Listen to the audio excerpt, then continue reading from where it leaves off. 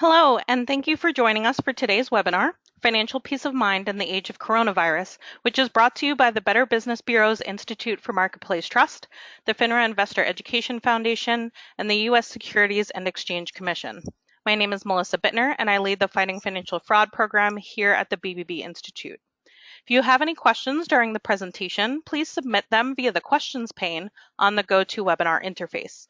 We will then answer as many questions as we can at the end of the webinar. And now I'd like to introduce our two speakers today. First, we will be hearing from Jerry Walsh, who is the president of the FINRA Investor Education Foundation and the senior vice president of investor education at FINRA. Then we will hear from Lori Schock, Director in the Office of Investor Education and Advocacy at the Securities and Exchange Commission. Hi, it's a pleasure to be with you this afternoon. I know that right now it feels like so many things are out of our control, and certainly the headlines are hard to ignore. We keep hearing about coronavirus, COVID-19 related cases and deaths all around the world and increasingly here in the US. And we're hearing about supply chains being interrupted and financial markets experiencing really historic volatility. And, you know, a lot of individuals and businesses are wondering how they're going to be able to weather the storm. And when you think about the numbers, we have been seeing, one number to keep in mind is 121. That's January 21st, when the CDC confirmed the first case of coronavirus here in the United States. Another number that we keep hearing is 6 feet, the social distancing minimum that we're all supposed to observe. 22 million. That's the number of jobless claims just 4 weeks in after the coronavirus hit. And that's only through April 11th. So the numbers have been increasing, and coronavirus layoffs have erased more than a decade of record job creation. Another number is nearly 3,000, 2997. That's the largest point drop in history in the stock market. That was on March 16th, 2020. Dropping the Dow Jones Industrial Average 2,997 points. This isn't the largest percentage drop that we've had, but it's the largest point drop that we've had. But very shortly after, only about a week after, we saw the largest point gain that occurred, 2,113. 8 of the 10 largest point drops have been amid the 2020 stock market crash, but so have 8 of 10 top point gains, at least as of April 6th. So when you're thinking about all this, you might be thinking, how on earth do I find financial peace of mind in this time of pandemic and also unprecedented market volatility?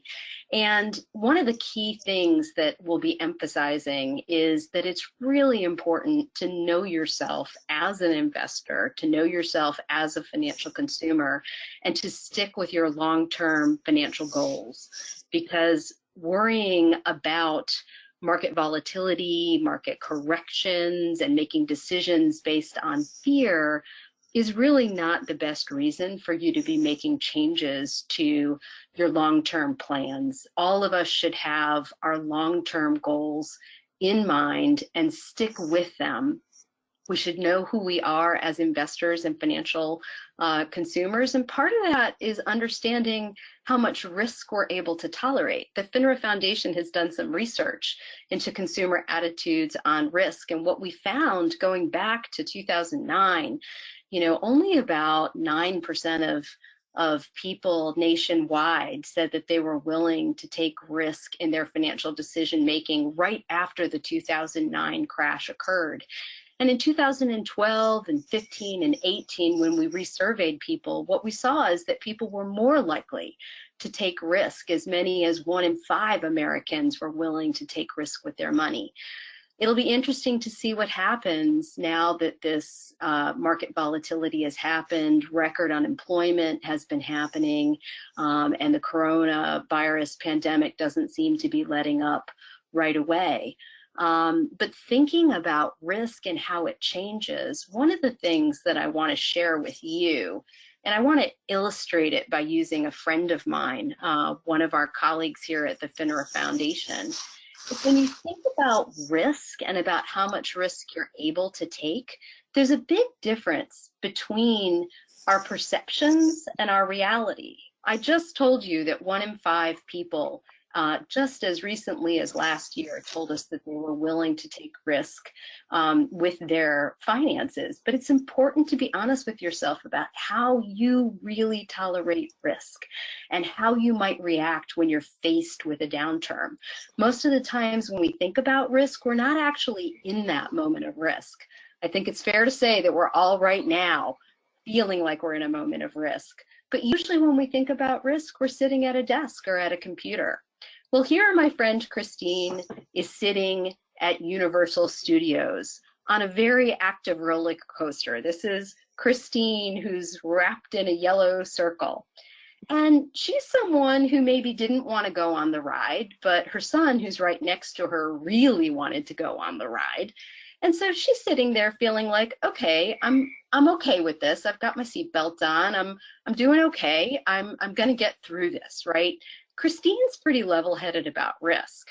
Her son, who I said was right next to her, and now he's wrapped in green, and the fellow right behind her, who Christine doesn't know, but clearly these guys, they're big risk takers, right? They want to be on this ride. They're loving it. They are absolutely loving it. But I'll bet you anything that these other people who are in the picture from Universal Studios, they wanted to be on the ride, but look how terrified they look, right? So thinking about risk, it's really important that we not miscalculate our risk, that we understand who we are as investors. When it comes to achieving financial peace of mind in a time of coronavirus, there are really 5 questions that I want everybody to ask. The first one is, do I have an emergency fund? A lot of us don't. Close to half of Americans do not have emergency savings. If you're in that category and if you're eligible for the economic stimulus checks that are starting to come out, you may want to set up an emergency savings account, something to help you weather job loss or increased financial challenges, especially at this time. If you're not eligible for the stimulus check, think about how you can help build emergency savings.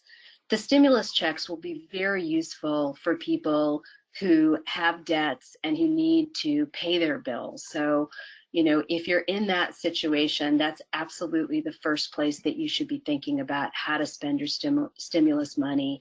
What are my debts? How can I prioritize them? How can I pay the ones that are the most important to pay?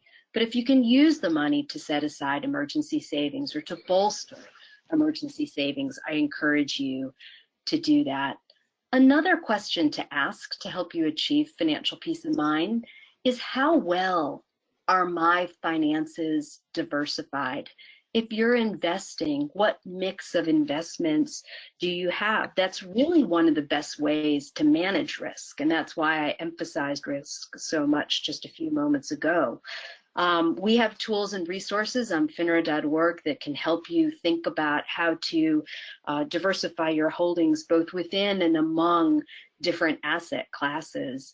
But the best thing that you might want to do at this time, if you're wondering whether you're adequately diversified, is to talk to a qualified financial professional. And my colleague Lori will be talking about how you can check out financial professionals. Should I be worried about market volatility?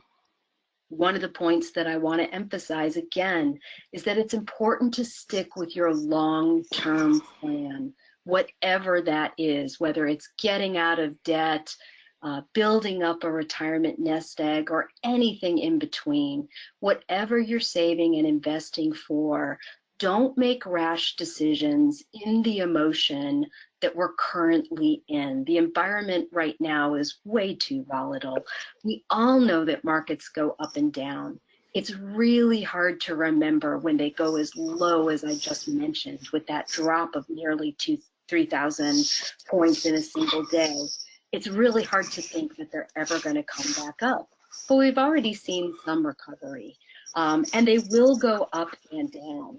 One of the ways that helps some investors is to think about market volatility as an opportunity to test your investment strategy and to think about how comfortable you are with the risk levels that you've taken in your portfolio.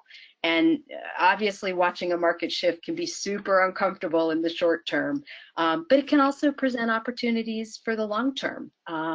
Again, checking your risk in your portfolio exposure, but you might even be thinking about adding new investments to your holdings now that they're cheaper with the market drop. What is my investment firm doing?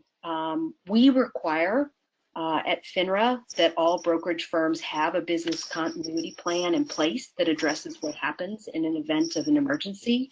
And so we've been reminding firms about their obligations. We have a lot of resources on a special dedicated coronavirus page that also has some great investor information that you might find helpful. But if you're having trouble reaching your investment firm, it may be that firms are experiencing unprecedented call volumes or online account outages during significant market movements.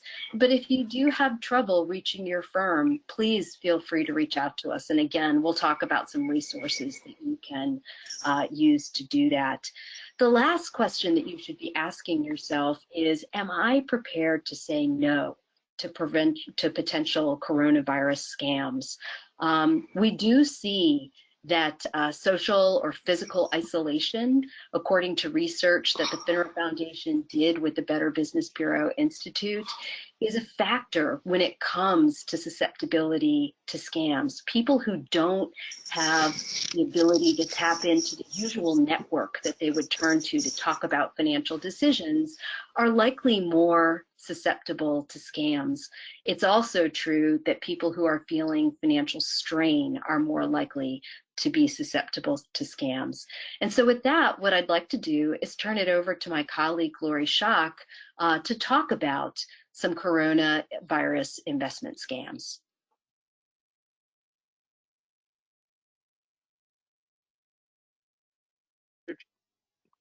Hello, I'm Lori.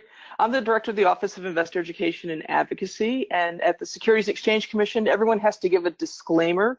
So the views I express here during this webinar are mine and mine alone and don't necessarily represent those of the Commission or the staff of the Commission. So Jerry said I was going to talk to you a little bit about some of the scams that we're seeing, and I just wanted to go over some of the hallmarks of fraud, any fraud, not just COVID-19 or coronavirus related fraud, but you know, if it sounds too good to be true, it probably is. Or if it sounds too good to be true, you're dealing with an amateur, because fraudsters are very slick. They're very smart. They've gotten a lot better with their pitches. At the SEC, most of our enforcement actions that deal with retail investment fraud include guaranteed returns. And usually it's an unregistered product and an unlicensed salesperson. So part of the thing with investing in the stock market with publicly traded companies is there's a lot of information that's out there that's available, and it's there for you to go look at. When you deal with an investment scam artist or a fraudster, you'll see most of the time that there's a lack of documentation or something that can't be independently verified. So we'll walk through on how you can help protect yourselves a little bit later on. We go to the next slide.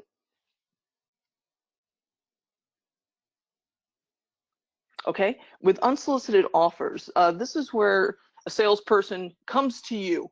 You didn't go out looking for an investment, and there are several different ways they can reach you. And like Jerry said, during this period of social isolation and physical isolation, people are on the internet all day long. So it may be social media, it may be an email, they may be watching TV, get a phone call.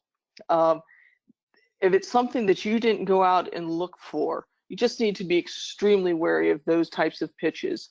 Anything that includes a free dinner, free round of golf, free seminar of some sort. Again, those are also used by legitimate salespeople, but then they're used by fraudsters as well. And the best way to respond to these is to ignore them. Don't engage at all, because sometimes people want to, talk to the person on the phone or say, put me on your do not call list or something like that. If they're scam artists, they don't care about the do not call list. And you just verified that, yes, this is a working telephone number. Same thing with email or text or otherwise. We can go to the next slide. So specifically, I'm going to talk today about some of the COVID-19 and coronavirus scams that we're seeing at the Commission, and ways that you can help protect yourself from some of these. We can go to the next slide, please.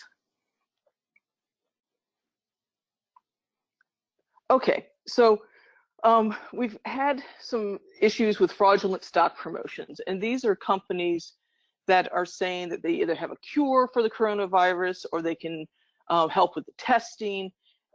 Unfortunately, we've seen several of these companies, they've been a shell company with no activity for the past 5 years. Then all of a sudden, we have an international pandemic, and they have the cure for it. So also, we may see promotions such as research reports or something that will predict that a company's stock price is going to go up or hit a target price, or maybe they're working with a more well-known company and that they've received a large contract through that. We've had multiple companies that have done this, and while everyone is exercising and working from the Commission, our enforcement division has been working overtime during this work at home period here. We can go on to the next slide. A lot of times with these thinly traded companies, they're micro-cap companies, so it doesn't take a lot of volume to really hype up the price.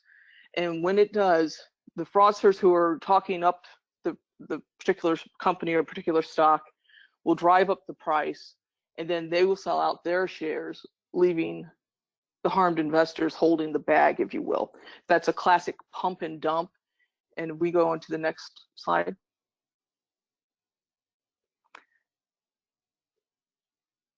We end up with these trading suspensions. And so essentially the SEC can suspend trading when we believe that a company's information is inaccurate. Since this slide was put out on Monday, more than a dozen now has grown to more than 20 trading suspensions have taken place so far, and that list continues to grow. So, and if a company is suspended, that means that if you actually hold those shares, you're not going to be able to sell your shares either. So you're going to have to wait for things to settle out. And to be honest with you, most of the time, once a company is suspended, very few of them actually come back out of that. We can go on to the next slide, please. Another thing that we've seen are some pitches for trying to help to invest for a charitable cause, something that will help those who've been affected by COVID-19. Charitable scams always come out in time of crisis. It doesn't matter what the crisis is, and this one is no worse. We're seeing it. The Federal Trade Commission is seeing it. They will essentially pretend that somehow your investment is going to help provide money to people who are in need, but eventually they just end up stealing your money. None of the money goes to help anyone who's a victim, if you will, of COVID-19. You can go to the IRS's website to check out, make sure that they actually are a tax-exempt organization. But even then, it doesn't necessarily mean that yes, they have qualified to be a tax-exempt organization, but they still may not be using the money for the ways that they suggest. So just hang on to your wallet. I would suggest sticking with companies and organizations that you know and that you've known before this pandemic. And could we go to the next slide, please?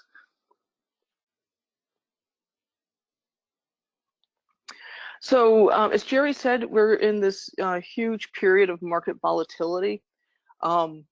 We have seen an unprecedented drop in speed in how quickly it happened, as well as how quickly things have rebounded. But during this time, a lot of investors have essentially, it's a flight to safety. And so the scam artists aren't going to be cut out of that one either. We've seen companies that are offering bogus returns on CDs, certificates of deposits, that are generally a banking product, that are FDIC insured. We've seen some where they're requiring large amounts to invest, quote unquote, in their CDs, such as a $200,000 minimum. But some of these websites are just spoofed from legitimate companies. They're The URLs are similar to those of other firms, legitimate firms, but they're just a little bit off, and that's enough to then see your money get wired away.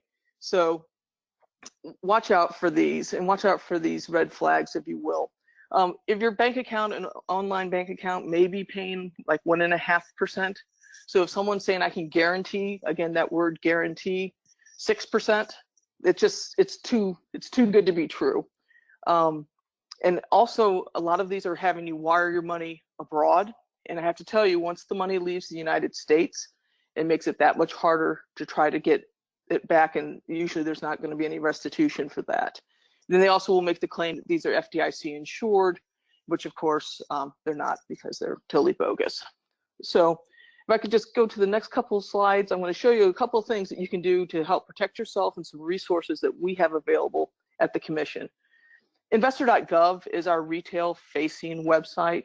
And from there, if you were to click on Investor.gov right now, you would see that you could put in the firm's name or a person's name. If a person is selling securities in the United States, they're going to need to be licensed. And this is just the first step where you can see, are they licensed? Because if they're not in there, that's a big red flag on the play. Secondly, you can see their history. How long have they been licensed? How many firms have they worked for? Have they had any regulatory action taken against them or investor complaints? Also from investor.gov, you can check out any investment product, and that's on Edgar, which is our business database for corporate filings. Remember, I talked about that earlier, that publicly traded companies have to file. You know, sunshine is a good disinfectant, and this is a way where companies have to file these reports, and they're available through Edgar online for free. So just two ways that you can check that out. And then the last slide here. Verify who you're talking to and what their credentials truly are, because it's so easy to fake that. That's why independently verifying through BrokerCheck or through investor.gov. Also, don't pay for investments with credit cards. If you don't have cash to do it, you shouldn't be doing it probably. And you never should invest with gift cards. Those are almost always a scam. And be careful with overseas wires. Again, unsolicited salespeople who are contacting you, don't share your personal information. There's an awful lot of identity theft and illegal access to accounts. And they're smart, and their emails are getting a whole lot better. It used to be maybe broken English or a lot of grammatical errors.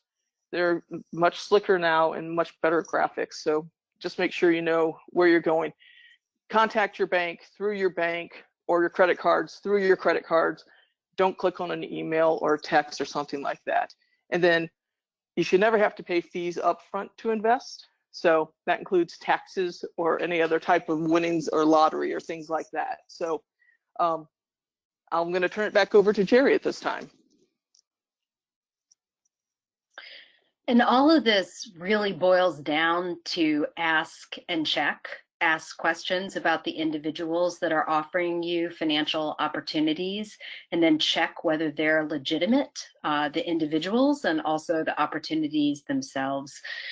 We have resources at finra.org/investors on a wide array of tips for smart investing and also avoiding scams. Investor.gov is a fantastic resource. Lori and I, the SEC and FINRA, often work together to promote our materials.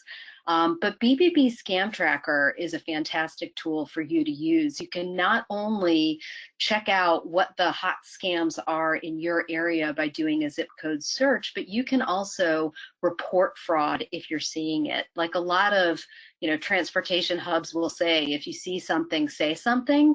If you hear about a suspicious opportunity, especially if somebody is claiming to have access to an investment in the next company to cure COVID-19, those are the kinds of things that feed the trading suspensions that Lori was talking about. So you can report those frauds to any of many of us, including through BBB Scam Tracker. And then also the Federal Trade Commission has some great resources, as does the Federal Bureau of Investigation, on coronavirus scams.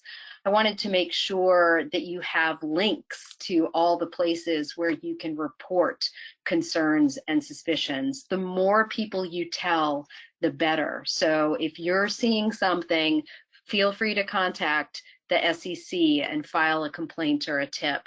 Contact FINRA, contact your own state securities regulator. There's a state regulator in every single state, and they often have one of the best ways to, learn about scams in your area, and they're a fantastic resource.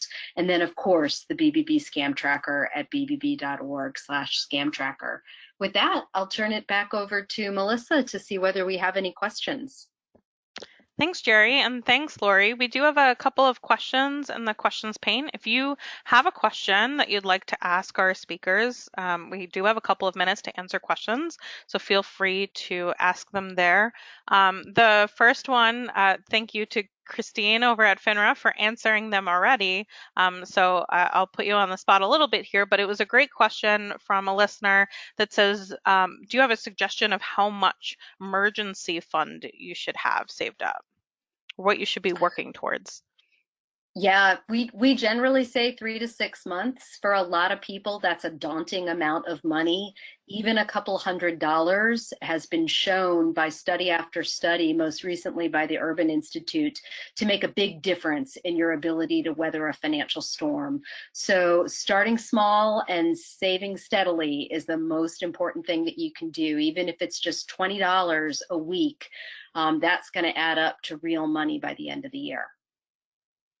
And if I could just add one thing to that, also that money needs to be liquid, because imagine if your emergency fund was invested in the stock market at this time. You would have a lot less money set aside than what you thought you had. So I think that's important too, just to make sure that, especially like with this, where we sort of had a double whammy with a health crisis that then spawned an economic crisis, that you make sure those funds are liquid, preferably in a savings account or something that's you're getting a little bit of interest, but more importantly, you have access to it when you need it. Absolutely.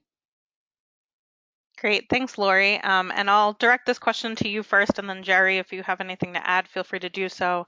So to the point that you made about not giving personal information to a potential scammer because the investment may be potentially fraudulent. Don't you have to provide some personal information to a legitimate investment? Where's the line there? That's a very good question. I would start with, did you go seek this person out? And then do a background check on them. Make sure they are who they say they are.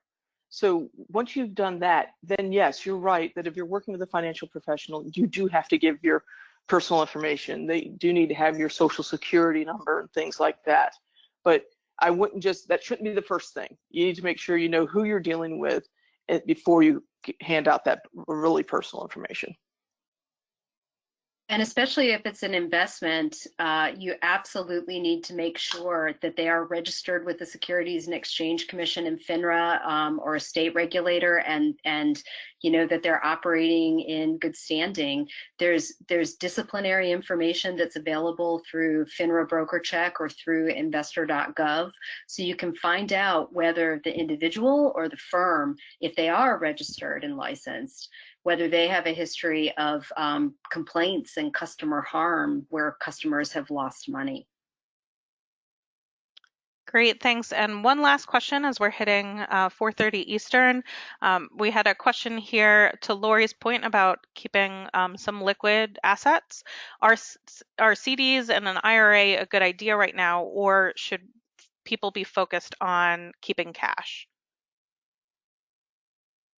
When it comes to investing, one, I can't give investment advice, but how about I lead the horse to water here? CDs are going to be a very, safe. I wouldn't call it an investment. I would call it a savings vehicle. They generally have lockup periods, so you may have a 1-year CD or a 2-year CD or 5-year CD. So you're taking on risk of maybe not having as much return. But if this is where your liquid money is, I think that or a savings account either one would be a good place to have your rainy day fund. Jerry, do you have anything you want to add with that? Well, the one thing I want to remind people is that retirement savings accounts can be pretty tricky, whether it's an IRA or your 401k. Those assets, part of the reason that they're tax advantaged is because they're meant for saving for retirement. And so Congress made them a little bit tougher to access. There can often be penalties or you know, early withdrawal fees that you have to pay, and you always have to pay taxes when you take money out of an IRA. So we always encourage people to save for retirement through their company's 401k. If they have one, save at least up to the match that the company will give if they match your savings, but save as much as you can. That's a great way to save, you know, through an IRA if you have access to that as well. But make sure you've got money that you can tap into without having to incur either early withdrawal fees or tax penalties. And so having, you know, liquid assets like Lori was talking about is a really great way to go. Great. Well, I'd like to thank you both, Jerry and Lori, for joining us and providing your insights today. Thank you to those that have listened and tuned in to our webinar today. We appreciate your time and we hope you have a great rest of your day. Thank you.